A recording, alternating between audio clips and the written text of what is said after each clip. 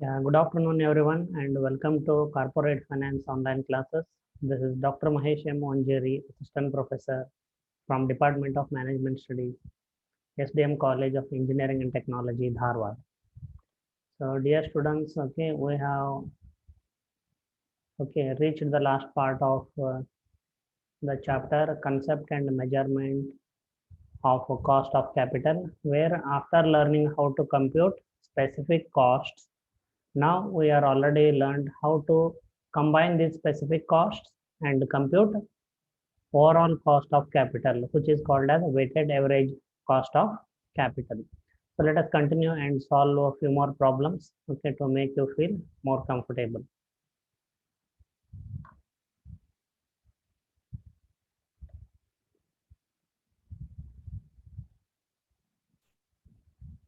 Yes. Students, can you see this PDF file? Yes, sir. Okay.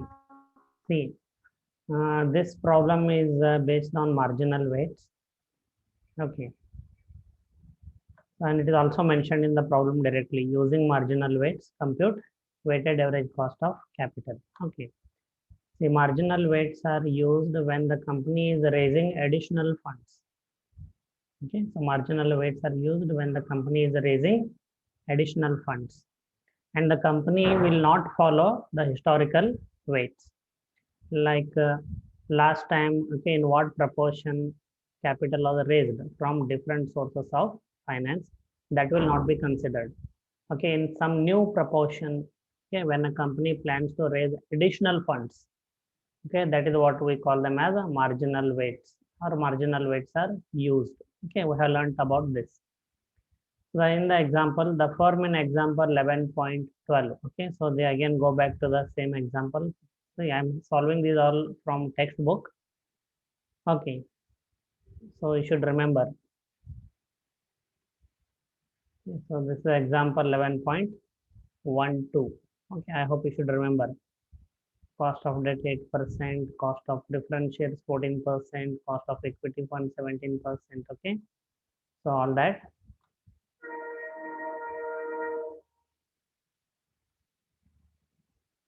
Yeah. So the firm in example 11.12 wishes to raise 5 lakh rupees for expansion. Okay. So already the company has raised some capital in example 11.2. But now the company is planning to raise additional capital of 5 lakh rupees required for expansion purposes. Okay. And it estimates that 1 lakh rupees will be available as retained earnings. So one of the sources of finance is retained earnings from reserves and surpluses. And the balance of additional funds will be raised as below. Long-term debt. Okay. So that is 3 lakh rupees. Preference capital 1 lakh rupees. So 3 plus 1, 4 lakh, and another lakh they will use from retained earnings. Total 5 lakh rupees. So these are the three sources of finance. So you are asked to compute weighted average cost of capital using marginal weights. Okay, so this is quite a clear and simple problem. So if you can look around. So what information you will require from previous example, that 11.2 is only cost of specific sources of capital, that is the debt, the preference and retained earnings. Okay, remaining procedure is same. So we'll have 5 columns: source of funds, column 2, amount of from each source, column 3, proportion in which capital is raised from different sources of finance, specific costs which we have to take from example 11.12. Okay, and total cost which we'll obtain by multiplying columns 2 by column 4. Okay, so please remember. So first source of fund is a debt, so which is a 3 lakh rupees. So we write here 3 lakh rupees. So if we consider, sir, yes. So do we need this proportion column compulsory, sir? Yeah, because okay, how will you find out are the weights?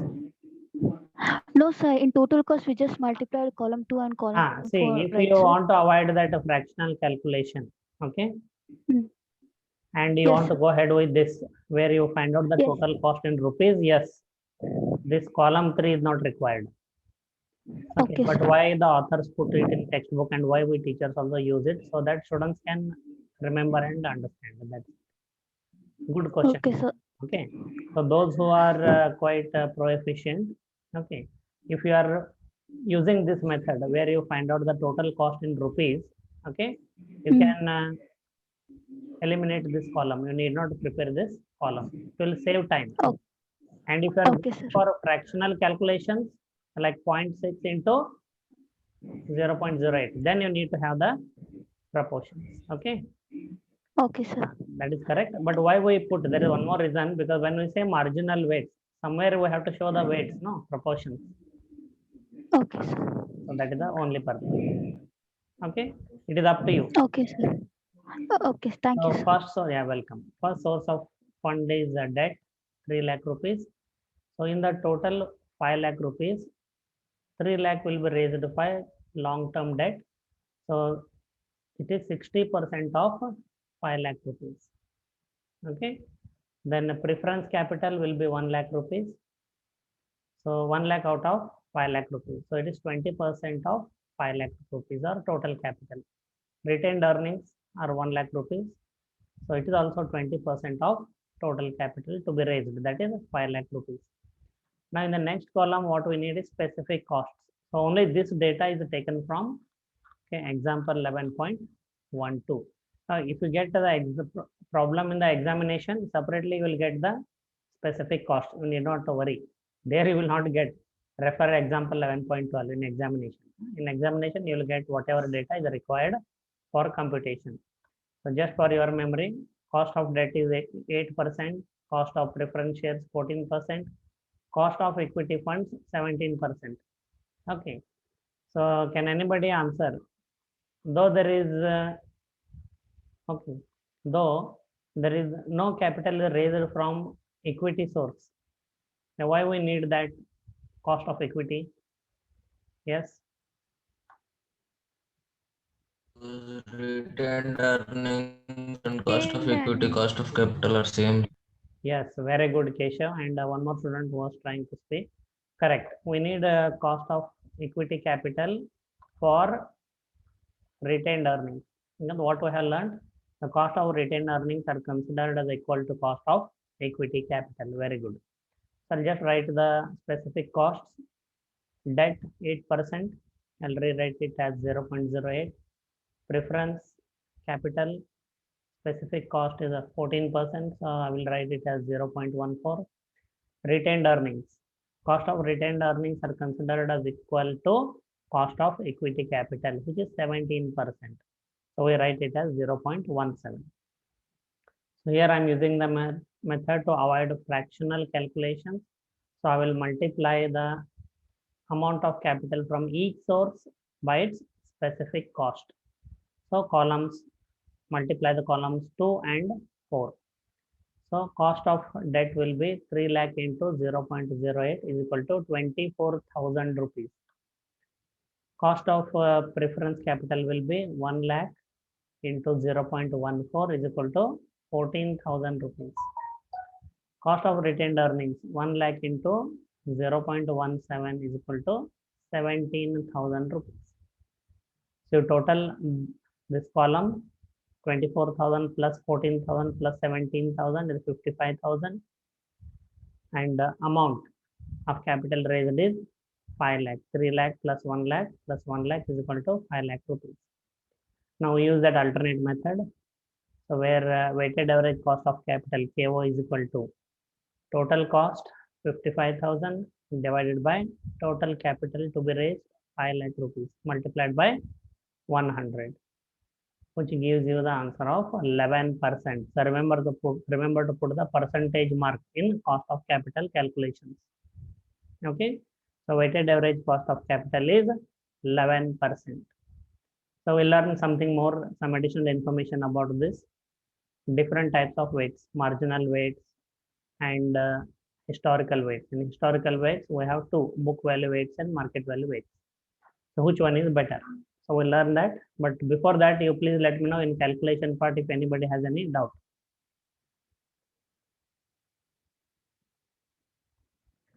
Sir, this proportion part will be given in sum or we should calculate, sir?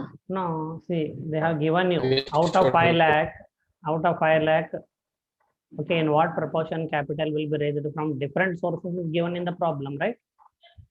Okay, You sir. just need to know, and this is also given. Total capital is 5 lakh. So out of 5 lakh, 3 lakh means 60%. Okay, sir. So you need to find out. Okay. Okay, sir. And that is what is about assigning marginal weights or weights. Okay. Any other question?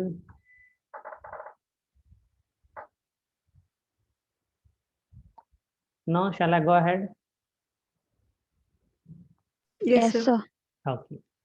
So now we have learned how to compute weighted average cost of capital using all the three types of weights. Marginal weights, just now we learned, and in the previous problem we learned how to compute weighted average cost of capital using historical weights. Remember, there are two types of historical weights: book value weights and market value weights. Okay. Now please understand that this cost 11%, first part. Okay. So as a students of financial management, okay, you must know these basics. Okay, somebody asks in the interview, okay, so you should be able to answer, and that answer will come only when you have understanding, not by the answer. Remember, nobody will give you a notebook and pen in the interview. Solve this problem or on the job. So this cost of 11% is substantially lower. Okay, so the author wants to inform us that this cost 11% is substantially lower because debt finance has been used in large amount. So if you look at the debt capital, which is 3 lakh out of 5 lakh, means 60% of the additional capital to be raised will be raised from debt capital. Okay, so always remember, debt capital is cheaper. Okay, so you can also see here specific costs: debt capital 8%, retained earnings or equity capital is 17%. Equity capital is always expensive compared to other sources of finance. Okay, the logic is simple. Debt capital means it is borrowed from others. If your business does not do well, okay, so your assets will be liquidated and whatever is okay, remaining, so whatever is realized from that money, the okay, banks or financial institutions or debenture holders will be paid, okay, in the proportion. Okay, for example, if we can recall Mr. Vijay Mallya's case. Okay, Vijay Mallya, Rahul Choksi, and one more, Nirav Modi, I think. Okay, if I'm not wrong. Okay, put together, okay, they have done a fraud of about more than 30,000 or 40,000 crore rupees. So their assets, whatever they have in India, including their shareholding, okay, so are being sold by there's some ED, I think, Enforcement Directorate. Okay, and whatever amount they are realizing, so they say up to 40% of the loan, whatever they have taken, is paid so far. Okay, but remember, what about equity capital? Equity shareholders are the owners of the company. Remember, equity shareholders are the true owners of the company. Okay, so if the money is lost, owner will lose the money directly. Shareholders will lose the money directly. If it is a bank loan, bank will lose the money. So that is the reason why doing business with own money is more risky. Doing business with others' money means debt, for example, okay, debentures, for example, okay, is cheaper.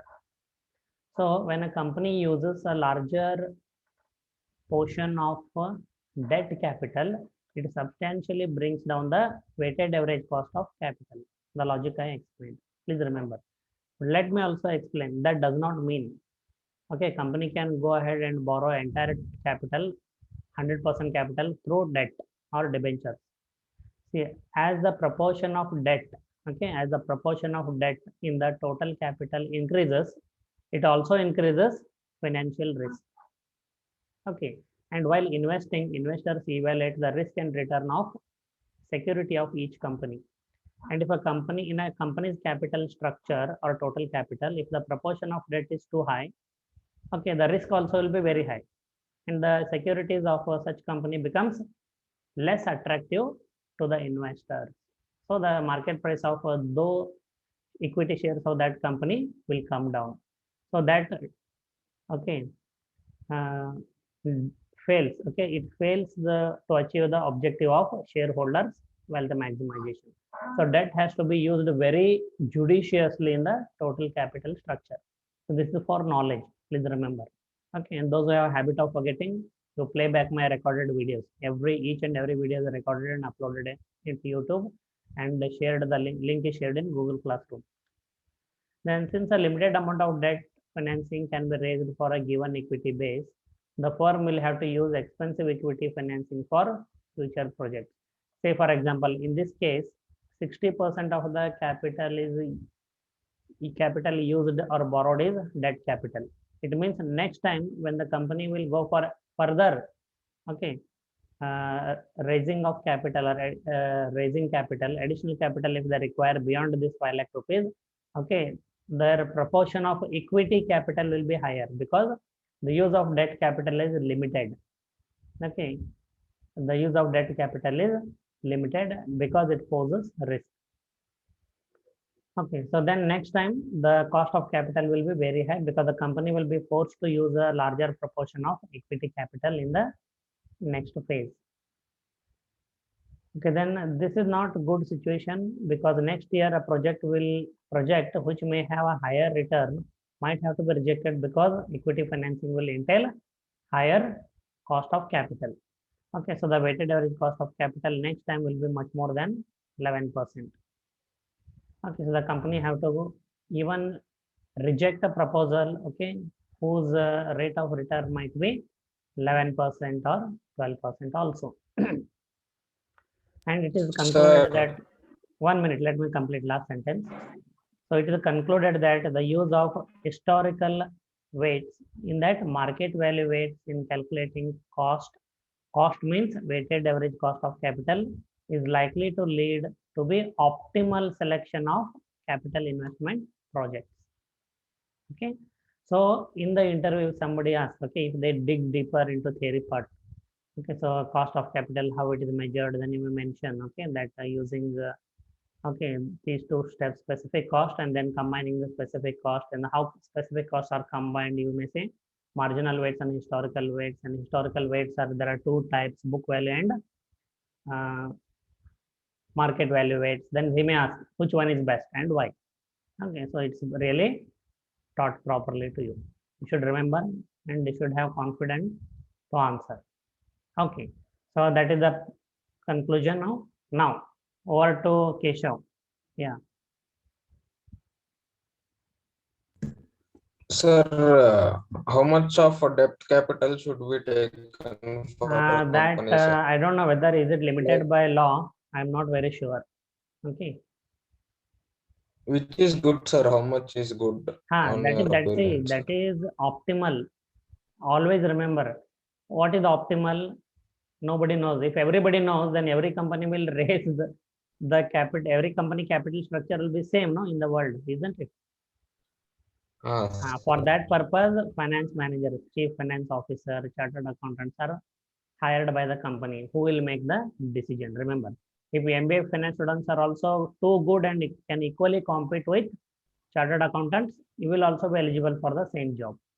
But you need to have very deeper knowledge and practical knowledge of the concepts. Yes, sir. Okay, thank you. Any other question? I keep the session interactive like this, huh? Okay, I'm feeling very good. Otherwise, we don't even know what is happening on the other end. Yes, any other questions?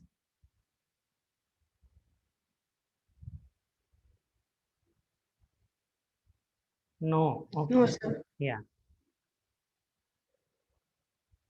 Yeah, now I think maximum students might have joined. Okay. Yeah, this is the maximum number. Okay, whatever.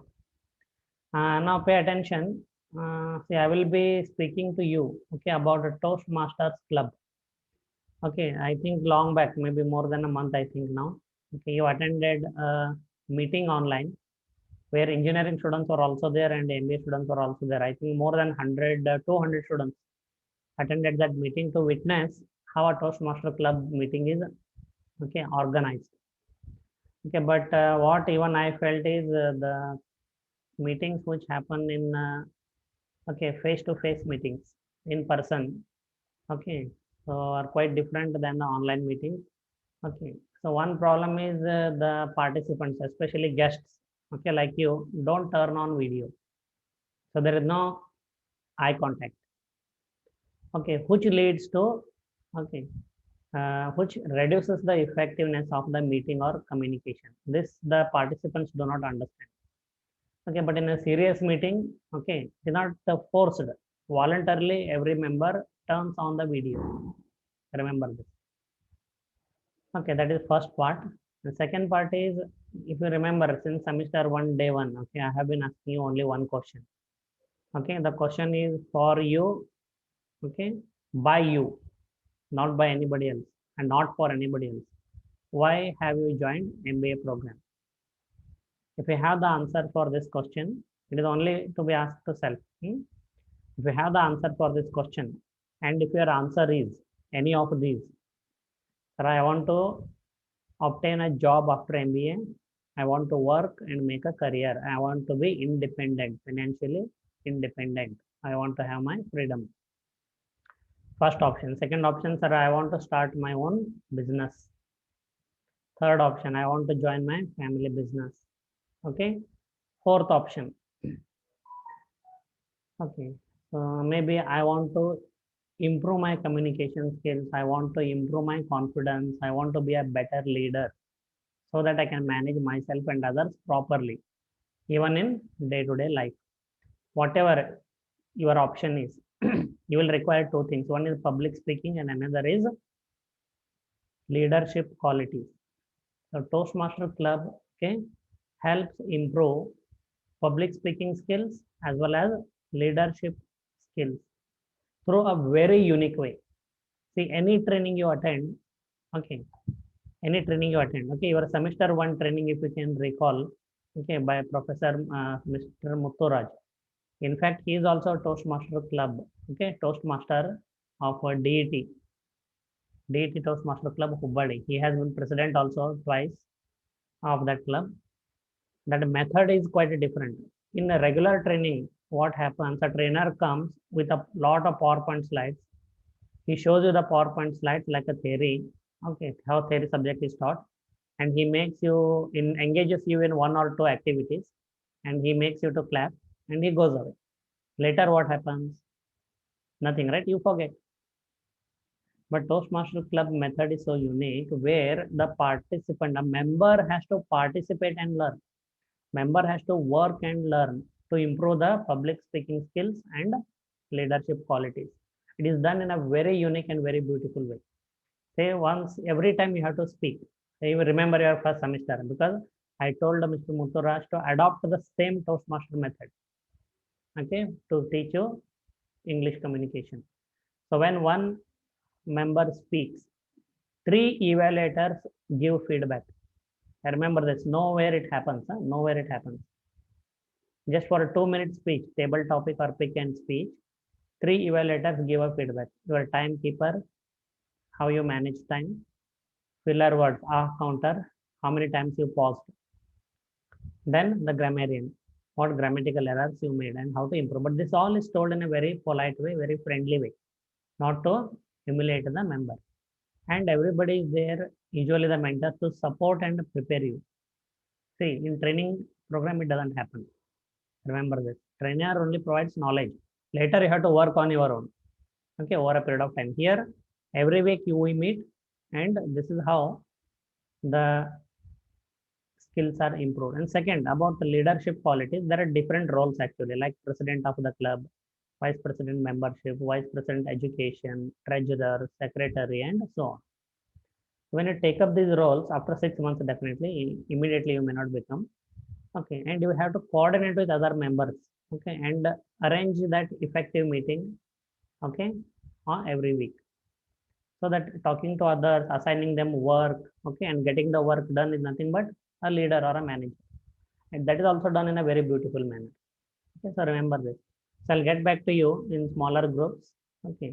So if it is the job you want after MBA, remember 2 rounds will be there, one which are mandatory: group discussion and personal interview, where you need to have communication skills.